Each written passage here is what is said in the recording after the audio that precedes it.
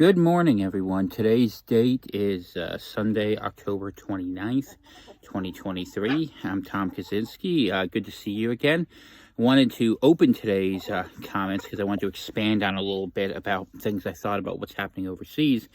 Then saying that it's really good to hear from a lot of you, Vicky, Deb, all of you guys, as well as the regulars, Sheepdog crew. Good to see you guys again. Definitely excited to see you all. And like I said, we're going to do some of these 10, 20-minute spurts here. Just some thoughts that I want to get out there. And missed the live show. Dana and I both missed it. And we're touched that you reached out. And reach out via Telegram at Tom Kaczynski.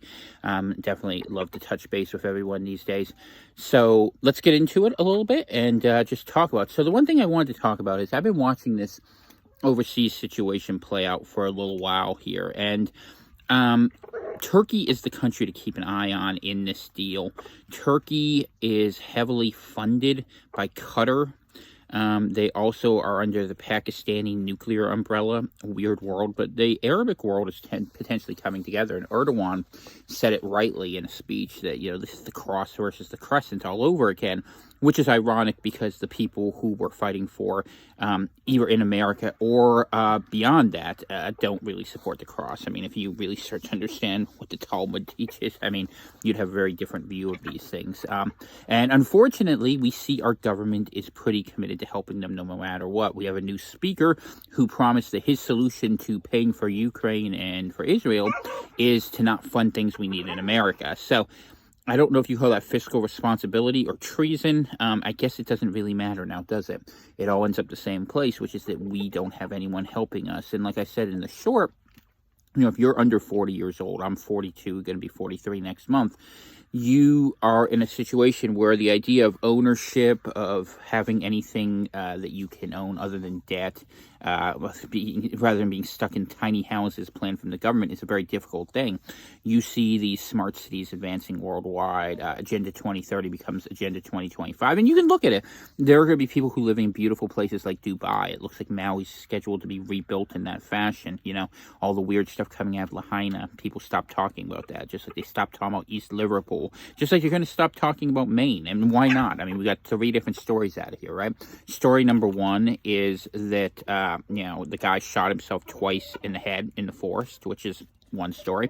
Story number 2 is he was found in a dumpster by a recycling center. And story number 3, which probably has nothing to do with story 1 or 2, is the truth. And maybe it has to do with the first call that police scanners said, where they saw 2 Middle Eastern men in a red sedan, maroon sedan, actually. And, you kind of wonder, a lot of people look Semitic, and not just Muslims. Not that there aren't a ton of them in Lewiston. When I was in politics way back when, I got in a car chase with a bunch of lefties, and they ended up coming after me because I was there just trying to have a meeting, and the state police didn't do anything then either, even though it was a felony. They pretended not to know the law, and that's unfortunate. But as you learn in a lot of jurisdictions, that the law enforcement at that level is often a servant to the governor and whatever purpose Janet Mills serves, I can't speak to. I don't really care. I'm not involved in Maine politics anymore, and I'm not involved in any politics. I am involved in keeping my friends safe, and I would say, the most important safety you have is your belief and trust in the Lord, and know that He will carry you through tough times. He won't necessarily carry you away from them. I know a lot of people want to believe that, the sort of theology that goes with that. But the truth is, we will have to get through difficult times. And Turkey is an interesting choice to make difficult times, because if Turkey leaves NATO, that's the largest land army leaving. That makes Russia's job that much easier. Europe, which is deindustrialized and got into a green economy, despite the fact that Germans are now using coal plants again, is in a difficult spot, and the migration policies that have been so defamed this last 2 weeks, ever since what happened in Israel happened, have been something we've been forced to contend with for many years. And to be clear, just so that I am not misquoted in the future, I don't necessarily have animus against anyone, but if you're going to have a culture, which is a set of truths and a set of beliefs, you need to be able to bring people in who share your culture or have the willingness and ability to encourage them into your culture, and we don't have that. So we don't have truth, so what do we live in? We live in the empire of lies, and in the empire of lies, anything can go. And I don't know what to tell you about how to survive that, other than that you'll need to keep your head on a swivel, because the one thing we do know is that costs continue to go up rapidly, and we know that energy costs will go up as well. I was trying to give you some practical advice. If you are someone who is dependent upon natural gas or oil or anything like that, please lock in whatever price you can. Consider getting an alternative fuel source. You know, we're going to have our first snow in Maine this week up where I live, up here in Aroostook County, and we've already got the wood stove going, and I'm grateful for the wood stove, and I'm not going to lie, it's a pain. I mean, like a lot of things, we're going to have to do a lot of things that are much harder than they used to be, and we don't have the same convenience, but the trade-off is the safety of redundancy, that, you know, I can go out to that giant stack of wood there, back there, and that could be my heating solution if I'm still here. I still hope to be in Argentina, but we'll see. You know, you can only do things as fast as you can, and the Lord has a plan for each of us. I do believe that, and it's not always the plan we would choose for ourselves, but with Turkey, as we watch Israel go into Gaza, and they're not having a lot of success. In fact, they're galvanizing world opposition to them. The only way they can have the war they want against Gaza is if they draw America into a war with Iran that will be enough of a distraction by setting the whole Muslim world against the United States, and probably Western Europe, to be fair, so that they can have the distraction they need to try to claim their little slot of land. And one who was sane might ask, why don't we just move those people to a different place? You know, they seem to have a New Jerusalem project started over there in Western Ukraine, or I should say Western, it's really Southern. Think of the area between Odessa and Kiev and draw a little line in there, and there's, you know, there's a place where people could live. I mean, you could even say it's the homeland for a lot of people who come from the Ashkenazi background. That's a given, actually, if you begin researching it. What's it, Arthur Kessler's book, The 13th Tribe. You can hear my roosters getting a little frisk. Come on, you guys, now's not the time. You know, they like the blondes better. We have a Buff Orpington, for those of you who know your chickens. I mean, you can see, actually, the little blonde bird there was the one they were picking on. But that's part of the life here, and that's okay. We have a healthy flock, and I'm grateful for that, because we have eggs, and we have the ability to do certain things here that are very nice and very enjoyable. But when it comes to the fighting over there, the efforts to shut down communications are failing. Other information is coming in and coming out. And what's clear is that in the age of mass communications warfare, you can't just go do carpet bombing campaigns, because who wants to watch videos of, I think the number's now over 7,000 dead, women and children being bombed because, you know, insurgents are hiding under a hospital? Well, of course they're hiding under a hospital. They understand public relations theory better than the West does, because the West thinks they can get away with things. We assume that technological superiority will save us. And, you know, it's the same mistake the U.S. made in Vietnam. It's DARPA's tried to avoid getting into it, but you can't win against people who have nowhere else to go. And a lot of people are being in spots where they have nowhere else to go, including American people these days. And that's why you see, you know, the ongoing efforts say, we need guns, we need to arm the Ukrainians, the brave ones, but they still want to take your guns away, I hear. So, you know, and actually, for those of you who haven't been paying attention, this is an important piece to put forward.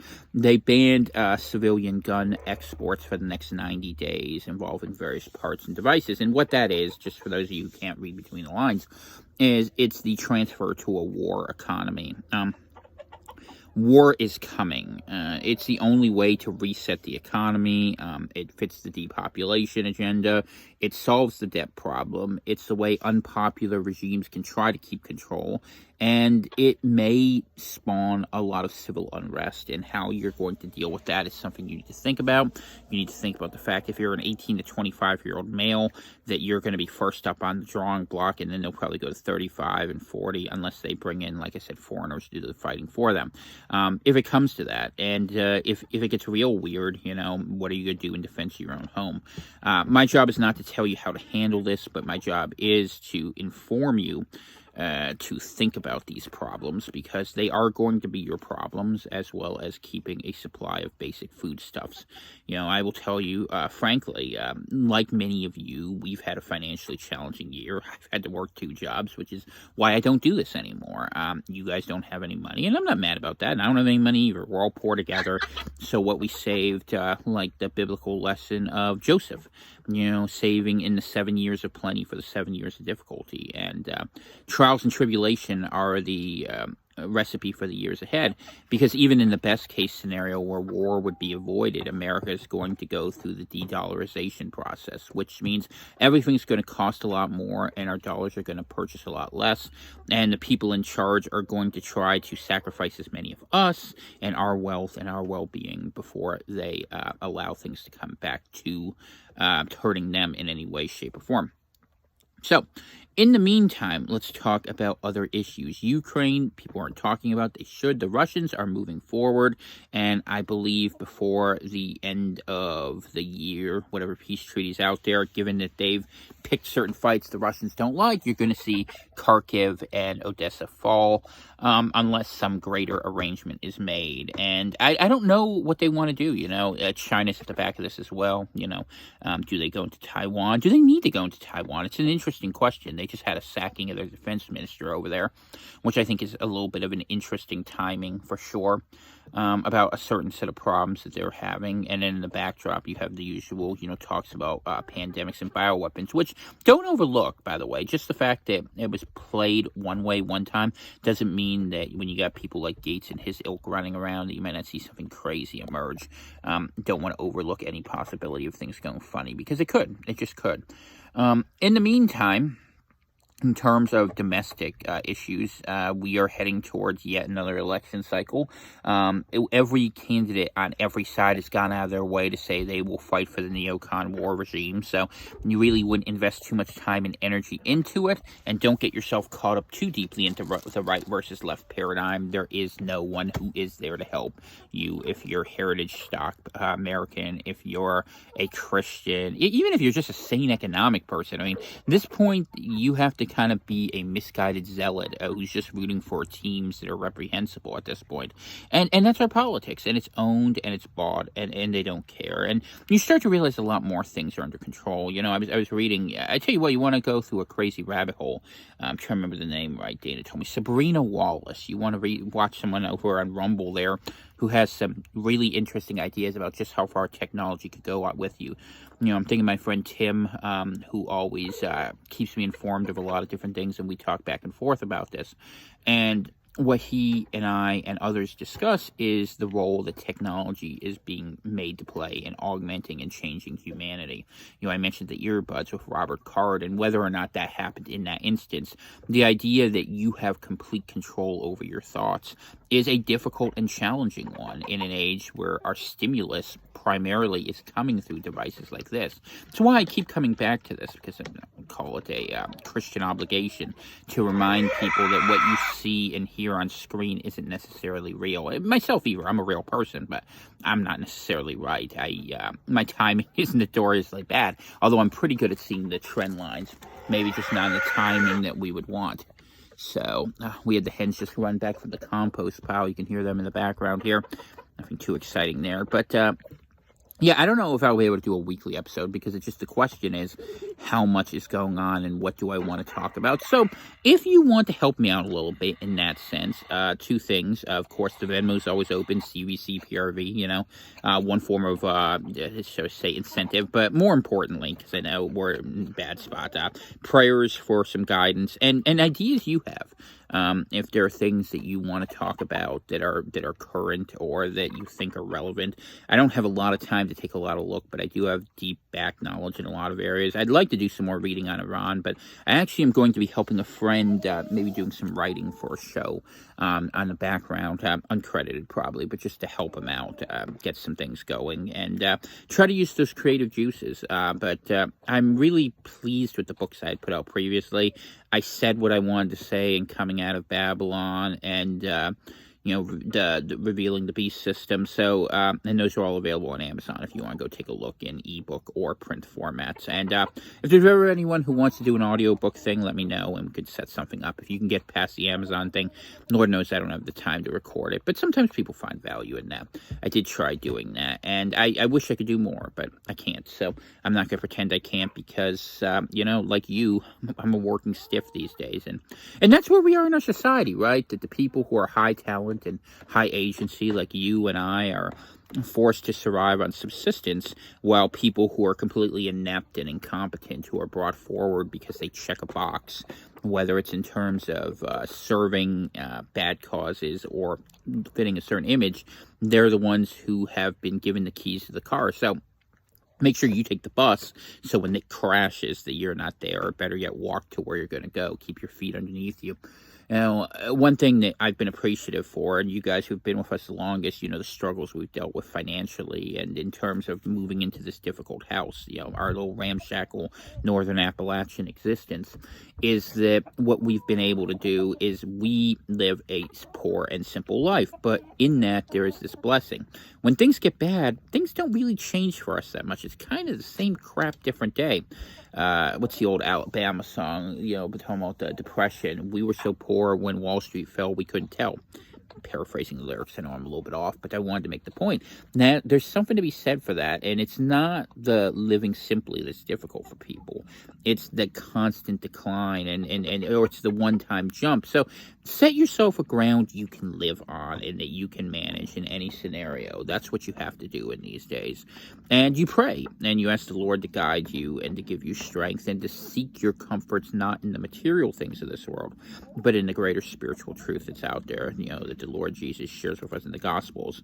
And be kind to one another where you can, and find friends and find family and find people who you're comfortable with, and who you can get along with. And be careful, too, because people will betray you. I mean, that's the way of it. It sucks.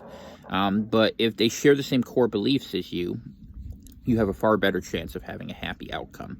And, I'm not doing a sermon today, but that's a message I think the Lord would always want shared, because we are brothers and sisters in Christ. And I hope you become one if you haven't already. So, do your own reading and let the Holy Spirit guide you. And if you ever have questions, I've read enough theology. I'm happy to share a thought or two if that will be helpful to you.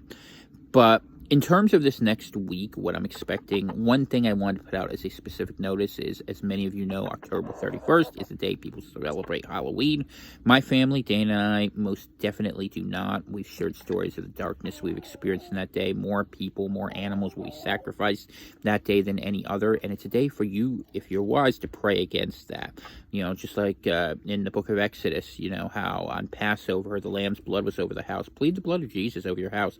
Do not invite those evil spirits in, because people are holding their sanity loosely these days. And if you are a person who, doesn't give yourself that chance for protection and instead just leaves things to chance, the influences that can act upon you can be quite deadly. It's one of the reasons why I study all the things I study. It's not that we can prevent them. What can I say? I'm going to stop MK Ultra situations? No, you're not going to do that. But what you might do is prevent yourself from being a victim, or I recognize what someone else is saying and the truth in that. And the truth is, we fight psychological warfare. The war that's coming is not a war where it's just going to be big bombs and big armies against one another. It's going to be nations against nations, idea sets against idea sets, and attacks on individuals, as many from the government as from other governments. Ironically, you might have allies in strange places, and you'll have to be open to that, and you'll have to be really aware of yourself. And I think that's the best advice I can give you for the days ahead. Other than that, what I'd say is I continue to believe if you see massive escalation on the northern border there of Israel with Lebanon, that is a sign that this war is going to get bigger. We've seen from Yemen, the Houthi militias have been shooting off missiles. We've seen some from Syria, a little bit tit for tat from Iran. And I don't know if they want this war. It doesn't seem like Iran should. They're actually moving in a positive direction. But I will say this, sometimes what's his name, Gustave Le Bon, like he said in the crowd, sometimes the mass will carry the leadership, and in the Islamic world, with justification, the anger at how those people have been treated may become an unstoppable force that even dictators rely on a certain degree of populism, especially, actually.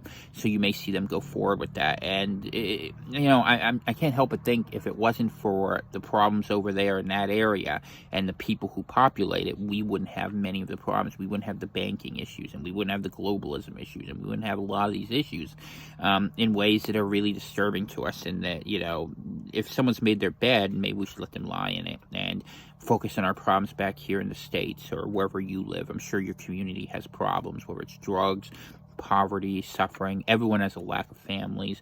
Everyone has disconnects. And hopefully we find a way to build around some of those. But think small, think smart, get people around you, try to make a few friends, and pick up a hobby. I started playing the recorder. I'm not very good at it. I'm not good at music. Dana's amazing at it, but something that's yours and something you can appreciate. All right, White Cheekers, you want to say goodbye to them? White Cheeker says bye. Say bye. That's you. You want to beat the screen? All right. Love you guys. Have a good weekend. God bless. I'm Tom Kaczynski, Telegram at Tom Kaczynski, Twitter at Tom Kaczynski, and the Venmo CVCPRV. I will see you guys again probably next weekend, although if things get really funny and I'm still able to broadcast, I'll probably come on a little bit. And if you're interested in reaching out, you guys know how. All right, have a good one. Bye-bye.